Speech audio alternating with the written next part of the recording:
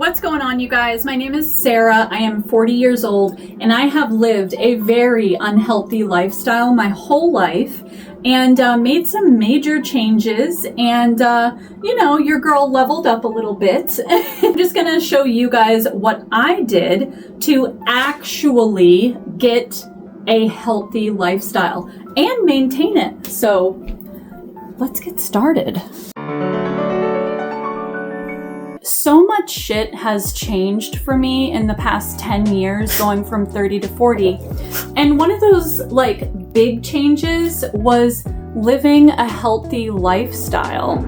And a healthy lifestyle is not anything that I had been familiar with. It was nothing that I was even interested in doing. And I do have to say, I learned a lot of hard lessons. So I just want to tell you guys what I did in the past few years to completely change my lifestyle. Roll camera, let's go. I'm serious. So I've divided this video into 4 parts: sleep, food, physical activity, and mental discipline. So those are the 4 pillars of change that I made in my life to be the person that I am now, which is I leveled up. I'm gonna be honest. So let's start off with sleeping, because this is the one thing that people think they can skip out on and just have a little caffeine to make up for it. No, caffeine will not make up for your lack of sleep. You are go, and your body, if it hasn't had at least 5 to 6 hours of sleep, then you're gonna be miserable and you're just gonna hate it. So, but I am gonna talk about all of the benefits that come from getting a good night's rest. Number 1 is healing. If you're sick, if you have any type of chronic illness, if you are getting over anything that might have exhausted your body, sleeping is what your body, it's almost like a recovery. Your body needs sleep. And the sleep that you're getting, if you don't fall into that REM sleep, that really deep sleep, you're not going to get the rest that you actually need.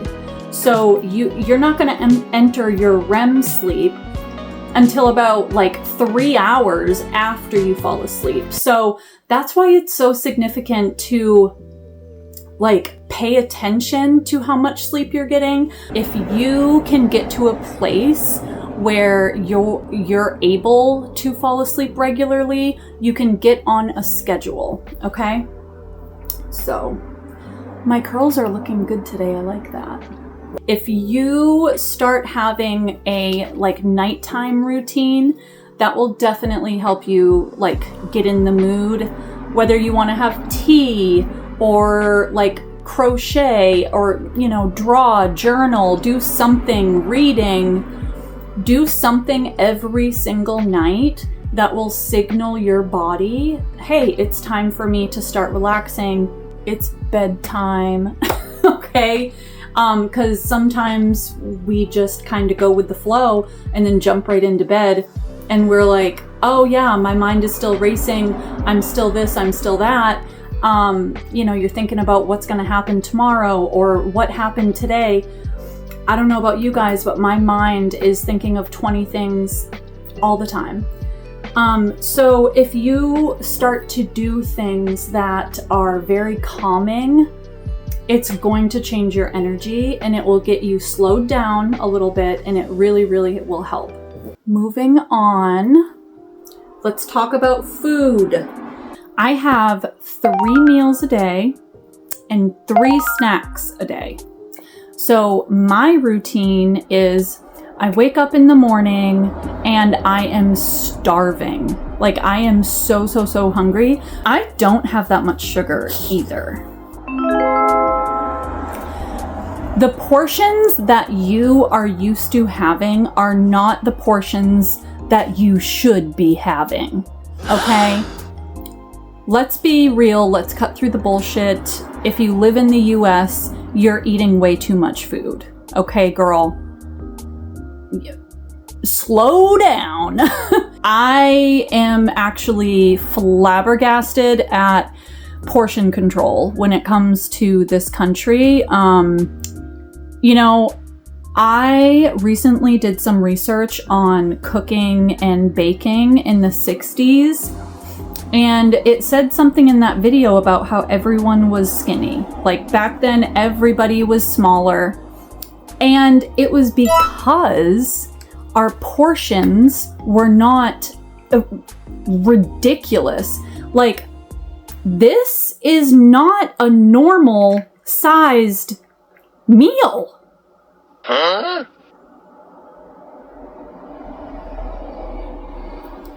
This is a normal sized meal. And you would think that this was a kid's portion, wouldn't you? Yeah, I know, it's fucking ridiculous. So we have been conditioned to eat too much food. You do not need that much food. And in fact, you should be eating slowly so that you don't stuff yourself to the point of like feeling almost sick to your stomach. So portions matter. Also, you want to have a balance. I don't care what anybody says, carbs are okay. Yes, you can lose weight with still eating carbs, you guys. What matters is when you're eating those carbs and what carbs you're having. So you guys, I just realized while editing this that I did not give very many examples. So I'm just going to tell you real quick some bad carbs and good carbs. So bad carbs are stuff like white bread, white pasta, white rice, cakes, cookies, ice cream, sugary cereal, sweetened drinks. And then good carbs is stuff like whole wheat bread, whole wheat pasta, brown rice, starchy veggies, fruit, beans, lentils, oats, and sweet potato. You shouldn't be having pasta at, 6:30, and then that pasta doesn't even get digested until, fucking 8:30 when you're already starting to lay down. So just keep reminders in the back of your head. If you eat a shit ton of food and it's just sitting there in your gut at night, like I said, when you're sleeping, your body is obviously still working, but your body your body reserves energy while you're sleeping. Your food isn't being digested as quickly as it is when you're awake and active. If you don't want to eliminate carbs, because I don't think anybody ever should, carbs are literally energy for your body. So yeah, I love carbs. I love sweet potato. I love whole grain pasta. I love it. I love it. Water. I've never really been a big water drinker. I feel like a hypocrite talking like this, but I will say that if you drink a full glass of water, and I've done this myself, and it is true, if you drink a full glass of water when you first wake up, before you have your coffee, before you have your tea, it will get your system moving and going. And actually, you can feel more awake from drinking a full glass of water than you would a cup of coffee. Huh? That water hydrating your body, and with that being the first thing that your body takes in, it's really, really going to reward you. Like, you will feel the benefits of being hydrated first thing in the morning. Pre-planning your meals is what will save you from stopping at every other fast food restaurant. There's too many fast food restaurants, like it's hard to say no. If you're heading to work and not only is this beneficial to your health, but this is also beneficial to your bank account. So I just feel like if you can plan out your meals and you can, even if it's not like like my husband, for example, he will meal prep and, you know, have all his meals in little containers. I don't do that, but I do know what I'm going to be eating. I'll have like 2 or 3 options for breakfast or lunch that I rotate through every week that are like my ride or die, like meals, so to speak. And I know, like, when I wake up in the morning, I'm either gonna have oatmeal or a bagel or waffles. Like, I have very basic things that that I enjoy. Now let's talk about physical activity. So this is going to be the subject that probably most of you will struggle with. It is definitely not something, I feel like being active, if you're not naturally active, it's going to feel weird and it's going to feel annoying. I personally have been working out for about 3 years, but I never really gave a shit about what I was doing or how it was benefiting my body. I just worked out because I wanted my butt to be bigger and rounder.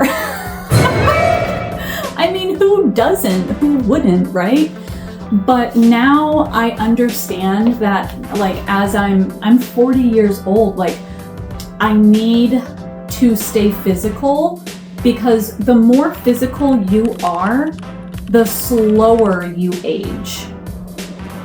That is a fact.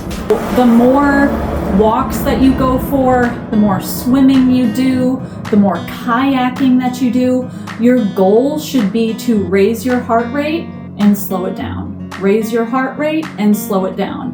So that gives you really good cardiovascular health.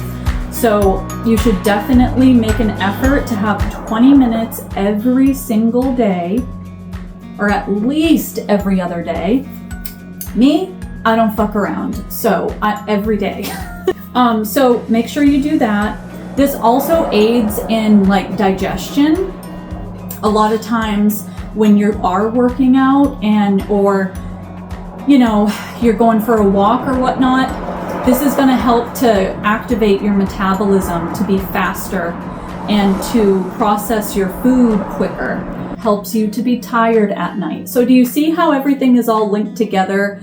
Food, sleeping, all of that. Like, as far as what to do for physical activity, that is very personal to each person. Another thing too is you can do stuff at home. You can pull up a YouTube video and work out at home. Shit, that's what I did before I got my membership at the gym.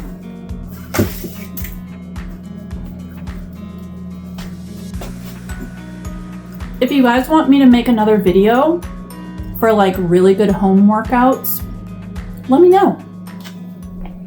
Last thing on the list, you guys, is your headspace. Where you are mentally and the things that you tell yourself, the goals that you set for yourself, all of that is going to matter. And in fact, I would even argue to say that this is probably the most important step. And that's why I left it for the last subject. You can plan out all of this, and if you don't follow through with it, you're constantly going to be starting over. And then you're going to eventually feel like, oh, of course, I can't stick with it, so this ain't going to work out. You have to be able to give yourself grace when you deserve grace. But for the most part, you need to be able to kick your own ass. Don't be a little bitch. It's like you have to be able to be your own judge of how good you're doing. And a lot of times when it comes to, like, physical activity and making diet changes, it's super easy to just say fuck it. And if you can learn mental toughness, it will not just with a diet change, it will get you through life in general. you do need to be a little bit hard on yourself. And when I say hard on yourself, I mean you have to do things that you know you would not naturally do. There's been a lot of times where I dragged my ass to the gym and I hated every second of it. So, you know, you just really have to be so determined that you can't talk yourself out of it. Your smile lit up like a sunrise glow, touch so soft where the seasons flow. We met where the stars take their... Well, that's it for today, you guys. Thank you so much for watching, and I truly do appreciate if you have made it to the end of the video. That tells me that you truly enjoy my content. So I appreciate you being here, and if you haven't subscribed, don't forget to do that, and I'll see you on the next one.